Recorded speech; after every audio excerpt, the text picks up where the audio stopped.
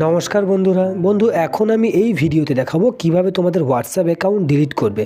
হ্যাঁ বন্ধু, তোমরা তোমাদের হোয়াটসঅ্যাপ অ্যাকাউন্ট পার্মানেন্টলি কিভাবে ডিলিট করবে সেটা আমি এই ভিডিওতে দেখিয়ে দেবো। ভিডিওর সঙ্গে থাকো, ভিডিও ভালো লাগলে লাইক করে চ্যানেলকে সাবস্ক্রাইব করে দাও।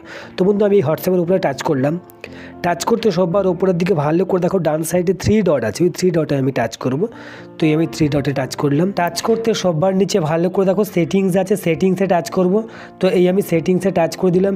এখন ওপরের দিকে অ্যাকাউন্ট আছে, অ্যাকাউন্টে টাচ করব। পরে সববার নিচে ডিলিট অ্যাকাউন্ট আছে, ডিলিট অ্যাকাউন্টে টাচ করব।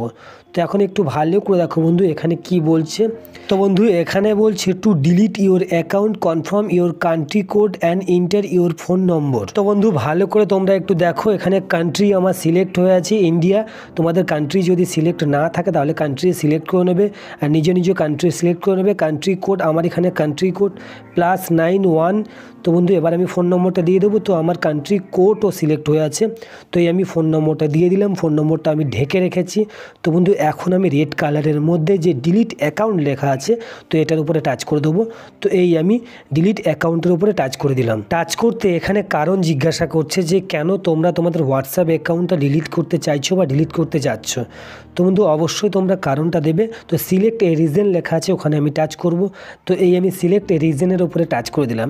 টাচ করতে একটু ভালো করে দেখো বন্ধু, এখানে অনেক রিজন আছে।